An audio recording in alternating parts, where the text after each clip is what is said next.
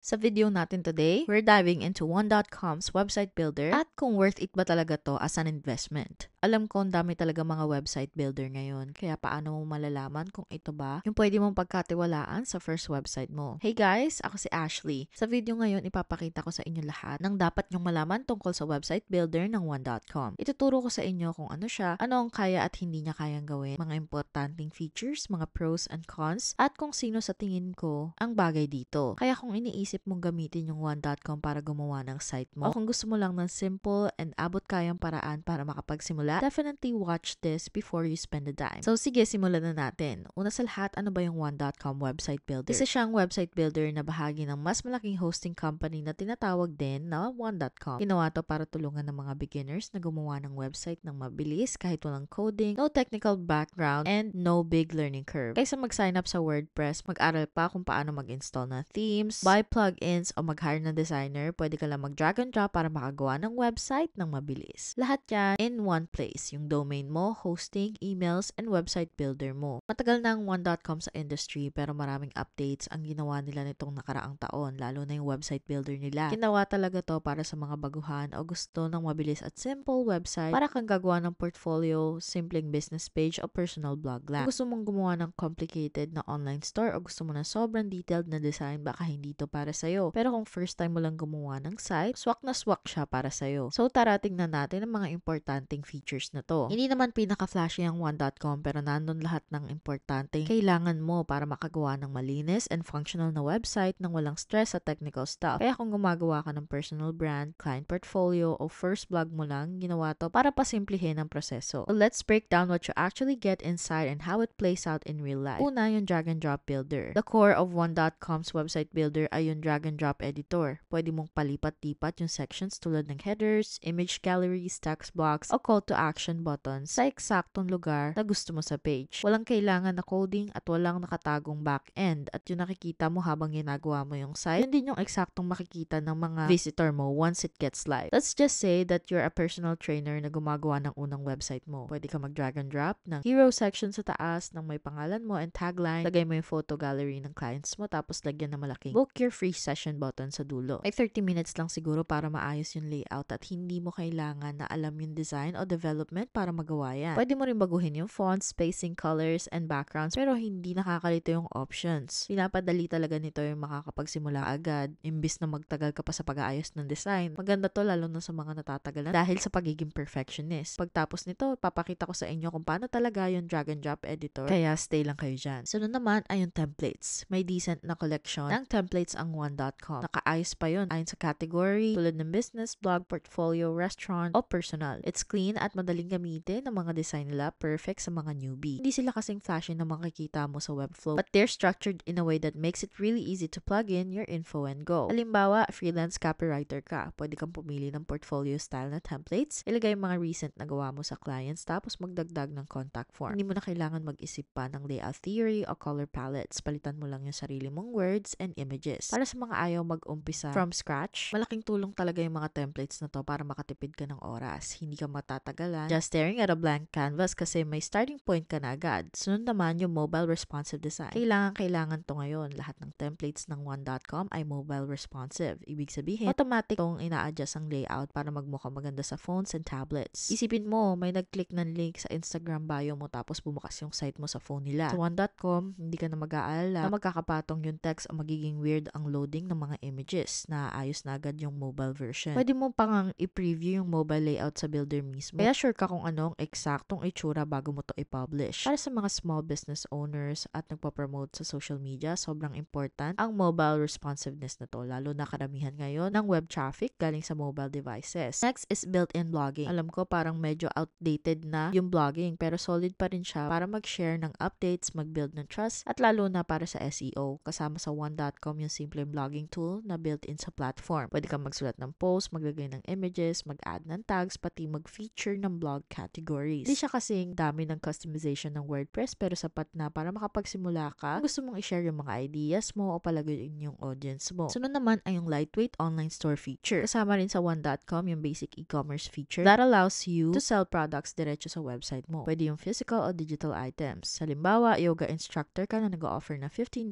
digital download and 7 days stretch routine. Pwede mo nga i-update yung PDF, lagyan ng price, and accept payments through your site. Hindi mo na kailangan i-integrate sa Shopify, Stripe, or hire a developer. Kung photographer ka na nagbebenta ng prints, i-upload mo lang yung picture ng product, lagyan ng mabilis na description, tapos ready na ang site mo. Hindi to ginawa para sa malalaking product catalogs. Swak to para sa isa hanggang 10 product o simpleng digital sales. If you're launching a full online store na may hundreds of SKUs and shipping options, baka hindi to ang tamang tool para sa'yo. Pero kung side hustle lang yung shop mo, perfect na siya kasi sobrang dali niya lang i-manage. Next, pag-usapan naman natin yung built-in hosting and email. Isa sa pinakamalaking advantage ng one.com ay kasama na lahat sa plan mo. Domain name, hosting, website builder, pati professional email. Halimbawa, maglo-launch ka ng consulting site na boldbrandstudio.com. Sa one.com, pwede mong kunin yung domain na yon, gawin mo yung website at kumuha ng email tulad ng hello@boldbrandstudio.com. Lahat yan mula sa isang dashboard lang. Walang hiwalay na domain register, walang sabay-sabay na login sa 3 different accounts, at walang dagdag na monthly payment para sa email service. Sobrang useful nito lalo na kung nagsisimula ka pa lang sa side hustle o bagong negosyo mo at gusto mo lahat ay nasa isang lugar lang. Media library and file storage. May central library ang one.com kung saan pwede mong i-upload at ayusin yung mga images, PDFs, at iba pang files mo. Helpful to if you're working on multiple pages or gustong i-reuse ang graphics. Halimbawa, virtual assistant ka at gusto mo maglagay ng downloadable PDFs para sa services mo o onboarding. Pwede mong i-upload yan sa file manager mo at i-link diretso sa website mo. Hindi mo kailangan ng Dropbox o Google Drive links. Lahat yan nasa loob ng one.com. Mas professional tignan yung business mo at hindi mo na kailangan isend yung clients mo sa ibang platforms. SEO tools. Binibigyan ka ng one.com ng mga basic para sa SEO. Pwede mong update yung page titles, descriptions, and image text. Wala siyang advanced keyword tools o malalim na integrations pero tinutulungan ka nito. Siguraduhin na search-friendly yung site mo. For example, nagsisimula ka ng dog walking business sa Austin. Pwede mong ilagay yung homepage title mo, yung reliable dog walker in Austin, isulat yung business name mo, at lagyan ng keywords yung services page mo. So kapag may nag-google ng dog walker near me, may chance kang lumabas. Hindi ito papalitan ng SEO agency, pero para sa mga baguhan, sobra na to para makapagsimula. Ngayon na alam mo na ang lahat ng importanteng features, tignan naman natin yung pros and cons. And let's be real, walang perfect na website builder. Kaya ito ang dapat mong malaman bago ka mag-decide kung bagay ba to sa'yo o hindi. Simulan natin sa pros. Sobrang beginner-friendly ng one.com. Kung hindi ka pa nakagawa ng website dati, madali lang siyang matutunan. Pwede ka mag-sign up, pumili ng template, tapos mag-live site ka na agad sa isang oras lang. Sobrang affordable din to kumpara sa karamihan ng website builders para sa mga features na makukuha mo, lalo na yung email, domain, and hosting. Maganda talaga yung value niya. Lahat ng kailangan mo nasa isang lugar lang, hindi mo na kailangan i-connect pa yung domain sa hosting o mag-setup ng email ng hiwala. It makes your life so much easier, especially when you're just getting started. Mabilis and simple lang gamitin yung site editor. Hindi ito naglalag o nagka-crash. Very visual din siya, kaya perfect kung mas type mo yung click and go sa mga techy na setup. And now for the cons. Medyo limited ang customization at hindi mo masyado maaayos ang bawat detail tulad ng WordPress o Webflow. Yung nakikita mo lang talaga yun. Okay na yun para sa bilis pero hindi ganun kaganda kung gusto mo ng full control. Pero naman e-commerce features pero sobrang basic lang talaga. Plano mong gumawa ng online store na may daang-daang produkto o maraming payment options, baka hindi pwede sa'yo ang one.com. Wala ring masyadong advanced features tulad ng integrations, automation o SEO tools na makikita mo sa ibang mga advanced na builders. Now that you have a deep understanding of one.com website builder is, mga pros at cons, tignan naman natin ang iba't ibang plans at kung ano talaga ang itsura ng website builder. Kung gusto mong subukan ng one.com at sumabay sa akin, super recommended ko gamitin yung exclusive link namin sa description sa baba. If you use our link, you can get started for $1.99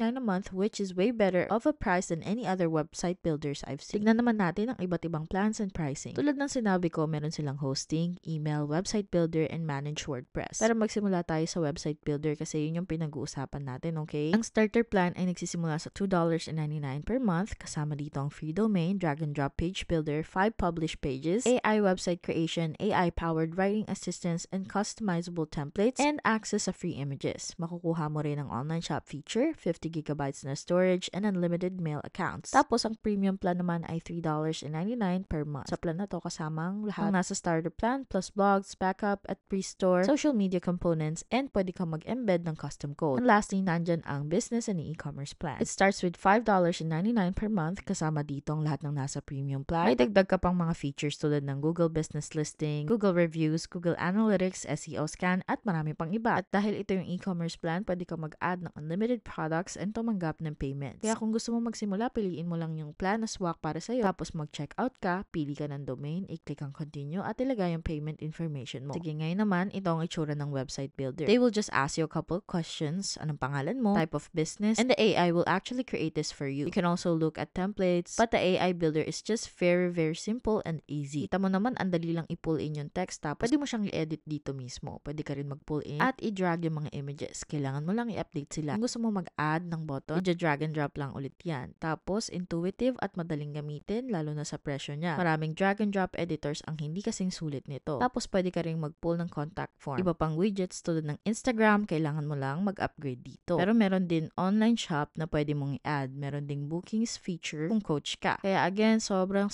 dali lang gamitin at i-navigate, lalo na kung wala kang experience sa coding. Dito mo pwedeng i-check kung okay ang itsura ng site mo sa mobile. Pwede mo rin ayusin ang pagkakaayos kung hindi mo trip yung ginawa nilang version. Pwede kang bumalik, tapos baguhin yan. Tapos kung gusto mo i-publish, click mo lang dito. Sobrang intuitive niya. Na importante talaga sa akin kasi gusto kong walang hassle kapag gusto kong i-edit yung website ko. Kung gusto mong i-check sila at siguraduhin makakuha ng best price possible, nandun yung link namin sa description sa baba. So, sulit ba ang one.com para sa'yo? If you're a beginner and your goal is to get a clean, functional site online without stress, then yes, worth it talaga siya. Ideal talaga siya para sa mga nagsisimula ng personal brands, small portfolios, consulting websites, o simple blogs. For example, kung photographer ka, nutrition coach, o gusto mo lang i-document ang mga travels mo, pwede mo na ma-live yung site mo nang hindi kailangan mag-hire ng iba o manood ng 50 YouTube tutorials. Kung gusto mong gumawa ng komplikadong site, o alam mo na kailangan mo ng full design control, advanced SEO, o integration sa tools tulad ng ConvertKit o Zapier, malamang hindi para sa yung one.com. Dahil hindi siya ganun ka-flexible para sa long-term na paglago at gamit. It's not meant to be forever solution for high traffic or super customized sites. Pero bilang isang beginner-friendly na builder, to get online fast and affordable, it absolutely is. Alam ko napaka-overwhelming gumawa ng first website mo. Nung nagsimula ako, nagsayang ako ng oras sa pagtatry ng mga tools na sobrang namang gastos at sobrang komplikado para sa akin. Kaya kung naghahanap ka ng simple, mabilis, and beginner-friendly, baka one.com na ang kailangan mo. Again, i-click mo lang yung link sa description sa baba. Also, affiliate links to kaya kumikita kami ng maliit na commission pero wala namang dagdag gastos para sa'yo. Kaya kung gagamitin mo yung links namin at supportahan ng channel namin, sobra kami nagpapasalamat in advance. Ang channel na to ay para tulungan ng mga beginners na makagawa at makapag-launch ng kanilang unang website nang hindi nahihirapan. Huwag kalimutan mag-like at mag-subscribe sa channel tapos mag-iwan ng comments o questions sa baba. We'll absolutely love to hear from you. Salamat sa panonood and kita-kits sa susunod!